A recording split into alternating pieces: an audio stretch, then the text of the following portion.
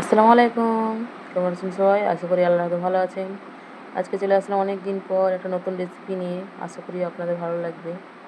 এই দেখেন, আমি ৩টে কড়াই চাপিয়ে দিয়েছিলাম ৩টে গ্যাসে। একটা বেরেস্তার জন্য, একটা চিকেনের জন্য, একটা হচ্ছে মাটন। ৩টেই ফ্রাই করব সেজন্য। তো তাড়াতাড়ি হবে। ওখানে ৩টে দিয়ে দিয়েছিলাম।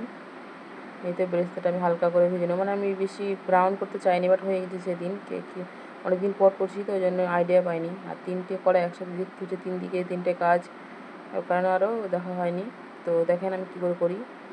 আলু আর চিকেন একসাথে দিয়ে দেবো ফ্রাই করতে। হ্যাঁ, সেদিন আব্বু মাংস বেশি পায়নি, তাই এইটুকু মানে 600-700 মাংস পেয়েছিল। তো শুধু আব্বুর জন্যই, আর আমরা তো মাটন খাবো। দেখেন আমি কীভাবে করি। আমি এগুলো প্রথমে ম্যারিনেট করে রেখে দিয়েছিলাম 1 ঘন্টা মতো, দিয়ে দিলাম। তারপরে এতে আলুটাও দিয়ে দিয়েছিলাম ভাজা করতে। আমি সবগুলো সবসময় একসাথে দিই। এই দেখেন, আর এদিকে ডিম চাপিয়ে দেবো, বেরেস্তা হয়ে গেছে আমার। আর এক সাইডে দিয়েছি ওইদিকে মাংস, এদিকে মাটনটা ফ্রাই করে নিচ্ছি। আমি কীভাবে করি আপনাদের দেখাবো পুরো ভিডিওটা একদিন। আর এখানে দিয়ে দিয়েছিলাম মাংস হওয়ার পরে দিয়ে দিয়েছিলাম জল বিরিয়ানি। দেখেন এই মাংসটা একদমই ভাজা ভাজা, আমি এরকম করে মাংস করে একদমই পুরো ভাজা ভাজা করে নিই। দেখেন বেরেস্তাটা একটু বেশি ব্রাউন হয়ে গেছে, মানে আমি এরকম করি না, সেদিন মানে তাড়াহুড়ো করতে গিয়ে ওরকম হয়ে গেছে।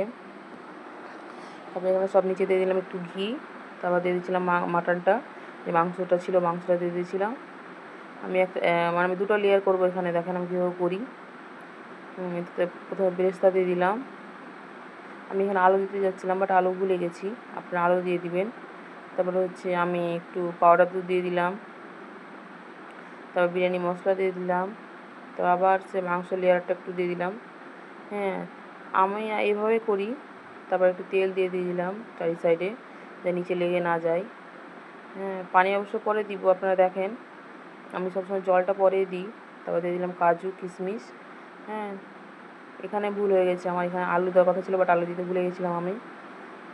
এতে এখন মনে পড়লো, বাট কিছু করার নেই, তারপর সব দিয়ে দিতে হলে। তারপর একটা লেয়ার করলাম, তখন দিব। আমি চালটাকে 3 থেকে 4 মিনিট সিদ্ধ করেছিলাম, মানে ধরেন 60-70%। যেহেতু এটা দমে দিব 15-20 মিনিট, তো ওই জন্য 10 মিনিট দিলে 70-80% ঠিক ছিল। তো এই দেখুন আলুটা দিয়ে দিলাম। তো আবার একটা লেয়ার করবো, ওখানে চিকেনটা দিব। বাবা সেদিন চিকেন খেতে চেয়েছিলো, তাই ভাবলাম দুটো একসাথে করে নিই, চিকেন মাটন দুটো হয়ে যাবে। অনেকদিন পর করছিলাম, তো সেদিন আইডিয়া পাইনি। তো এই দেখেন আমি কীভাবে করি। এই একটা দিয়ে দিলাম।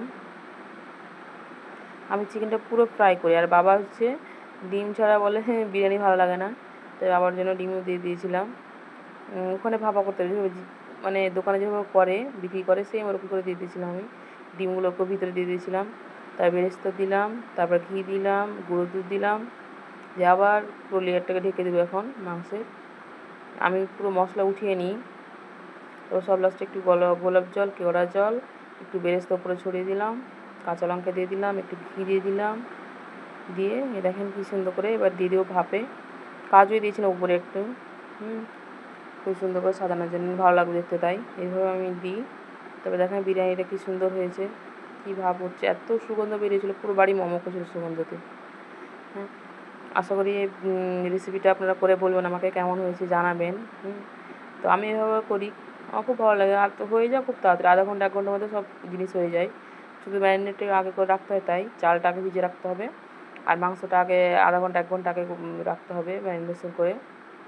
দেখেন এত সুন্দর হয়েছিলো, কেউ সেদিন ভাত রান্না করে দেয়নি, এগুলো খেয়েছে 2 টাইম। হ্যাঁ, এটা হচ্ছে আমি আপনাদের দেখানোর জন্য, আরও চিকেনটা কি